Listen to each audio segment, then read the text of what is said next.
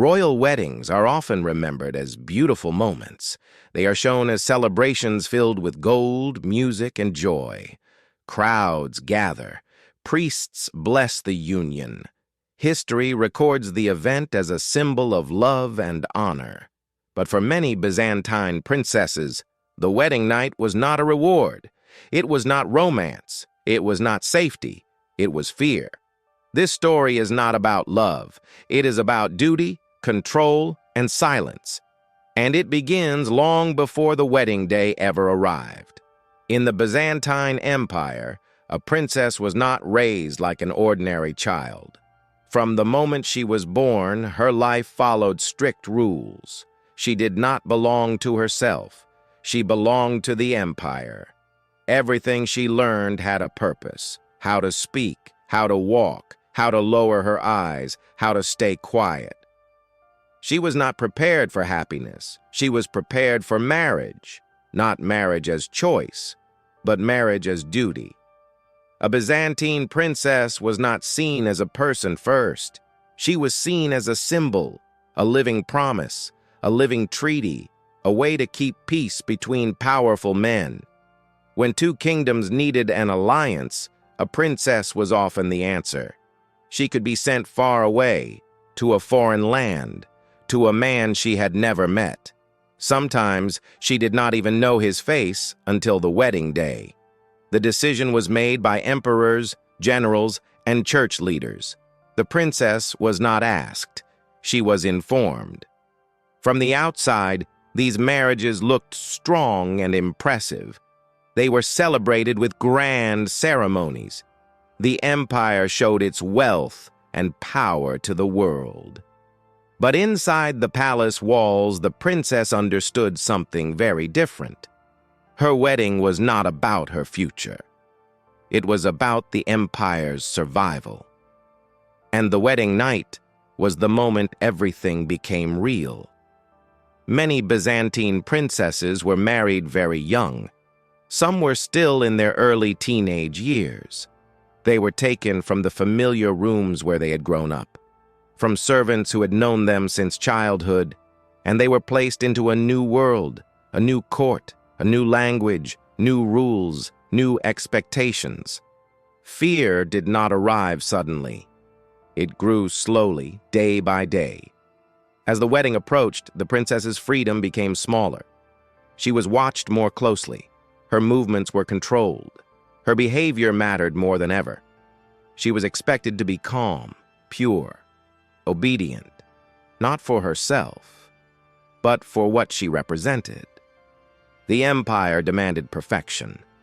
In Byzantine culture, a princess's body carried meaning. Her marriage was not private, it was political. What happened on the wedding night was not only personal, it was symbolic.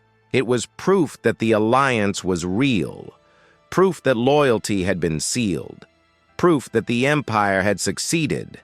This is why the wedding night carried so much pressure. The princess knew that she was being judged, not only by her husband, but by the court, by the church, by history itself. She was taught that her feelings did not matter. That fear was weakness. That silence was strength. This lesson followed her everywhere, even into the marriage chamber. Many Byzantine brides were married to men much older than them, men who were strangers, men who held power over them. The princess did not know what awaited her. She did not know what was expected beyond obedience. What she did know was this: there was no escape. There was no option to refuse, no option to delay, no option to speak openly about fear. The empire had already decided her role. Once the decision was made, the princess's inner life no longer mattered. Her duty came first. The wedding ceremony itself was public and grand. Guests watched, priests prayed, crowns were placed. But the most important moment was not the ceremony. It was what came after. The wedding night marked a change. From daughter of the empire to tool of alliance, from protected to observed, from silence to deeper silence. Byzantine writers rarely described this moment in detail. They avoided it. They spoke of tradition, of ritual, of blessings. They did not write about fear, but silence often hides the truth better than words. The princess entered the wedding chamber knowing one thing clearly. Her future depended on what happened next, not her happiness, not her comfort, not her safety, but the balance of power between empires. She had been taught all her life to obey, to endure, to remain silent. Now, that training was tested. The wedding night was not a beginning, it was a surrender. Before the door closes, before the night begins. Because what Byzantine princesses faced next was not romance. It was expectation. The wedding night began after the doors closed. Outside, the palace was quiet. The celebration was over. Guests had gone. Music had faded. But for the Byzantine princess, the most frightening moment had arrived. This night was not private. It was not gentle. It was not her own. It was the moment when duty replaced identity. The princess entered the marriage chamber carrying years of fear. Fear she had been trained to hide. She had learned to lower her eyes, to stay silent, to obey without question. Now, everything she had been taught was tested at once. In Byzantine culture, the wedding night was surrounded by expectation, not romantic expectation, political expectation. The marriage had already been decided. The alliance had already been announced. What happened next was meant to confirm it. The princess knew that her role was not equal. She was not there to choose. She was there to fulfill a purpose. Her body had become a symbol of peace between empires, a symbol of loyalty, a symbol of control. Many Byzantine brides were alone in this moment, far from home, surrounded by strangers. The servants who had raised them were gone. The voices they trusted were gone. Only silence remained. The wedding night was not discussed openly. It was not explained clearly. Princesses were expected to understand their duty without guidance, without comfort, without reassurance. Fear was something to be endured, not spoken. In some cases, the princess was watched even after the ceremony, not directly, but through expectation. Her behavior mattered. Her reactions mattered. Everything was measured, not by kindness, but by outcome. Byzantine writers avoided describing these nights. They spoke instead of tradition, of ritual purity, of honor. But what they avoided tells us more than what they wrote. They avoided the human cost. The wedding night was not about connection. It was about proof. Proof that the marriage was complete. Proof that the alliance was sealed. The princess was aware of this pressure. Her fear was not only personal, it was political. Many princesses were married to men much older than them, men with power, men with authority over their future. The imbalance was clear. The princess could not refuse. She could not delay. She could not escape. Silence was expected. Obedience was praised. Endurance was considered strength. This belief shaped the entire experience. After the wedding night, nothing truly ended. It continued. The pressure did not disappear. It changed form. The princess entered a new phase of life, one where she was constantly watched. Her actions were observed. Her words were limited. Her movements were controlled. She lived inside rules that were never written down but always enforced. Life at court was isolating. Even as empress or queen, a Byzantine princess was rarely free. She was surrounded by people, yet deeply alone. Her value was measured by outcomes. Did she produce an heir? Did she obey expectations? Did she protect the alliance? If she failed, the blame was hers.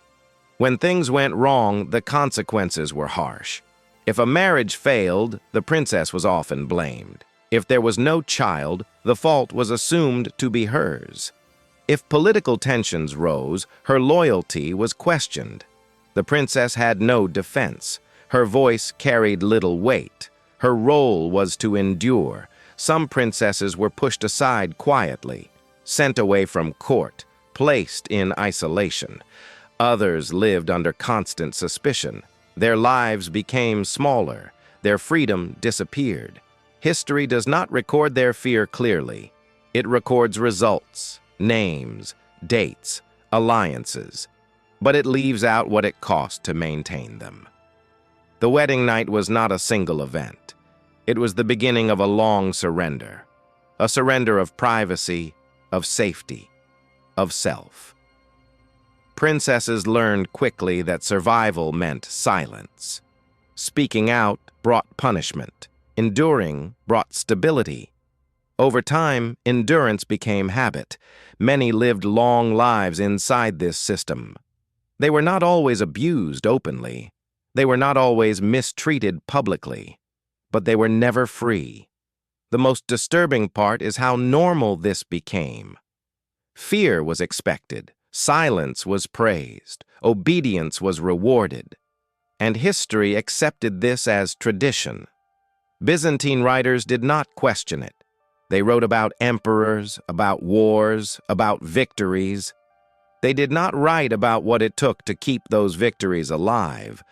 The wedding night symbolized everything the princess had lost: choice, control, identity.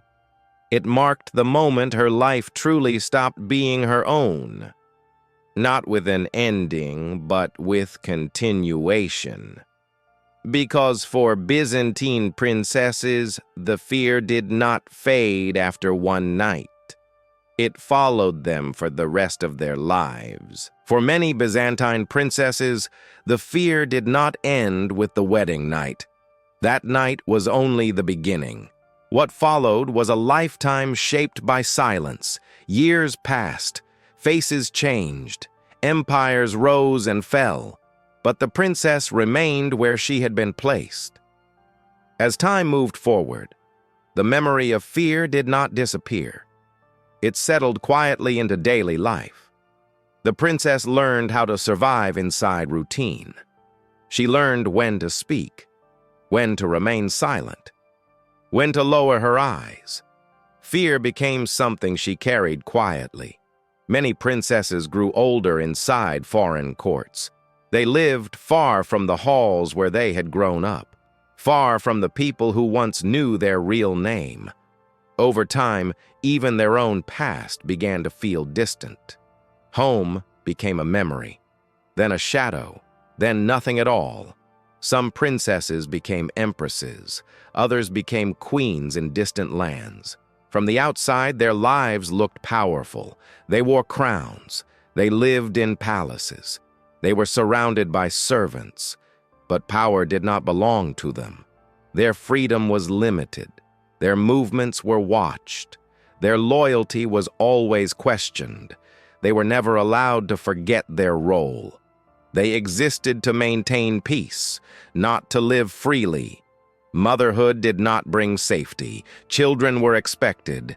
Heirs were demanded. But even as mothers, princesses did not gain control.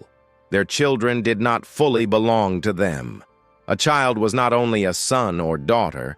A child was a political asset. If a princess gave birth to an heir, she was praised. But praise did not bring freedom. If she did not, suspicion followed her. Blame fell quietly but heavily. Some princesses were pushed aside as they aged. They were removed from influence, placed into quiet isolation. Others were sent to religious life, not always by choice, but by convenience. Silence followed them there as well. History rarely records these endings. There are no dramatic escapes, no great rebellions, no moments of justice. Most Byzantine princesses simply faded from view. They lived long lives without control, without choice, without voice. Their survival was never celebrated, because survival without freedom does not look heroic. Byzantine writers focused on results, on treaties, on heirs, on stability. They did not record what it cost to achieve those things. They did not describe fear passed from night to morning, from year to year, from youth to old age. The silence was not accidental. It was intentional. The lives of princesses were uncomfortable to examine. They revealed the cost of empire too clearly, so history chose to look away. Over generations, these women became symbols, not people. Their faces disappeared. Their voices vanished. Their fear was forgotten. Only titles remained. But silence does not mean absence. Fear existed even if it was not written. Endurance existed even if it was not praised. These women lived real lives inside a system that demanded everything from them. The wedding night marked the moment their lives stopped being their own. But the years that followed were the true punishment, a slow erasure. As they aged, many princesses became invisible, not only to history, but to their own families. They existed only as reminders of old alliances. Once their political value faded, so did attention. Their names appear briefly in records, then disappear. No explanation, no reflection, just silence. This is how power hides its damage, not through violence alone, but through forgetting. The Byzantine Empire is remembered for its strength, for its faith, for its survival.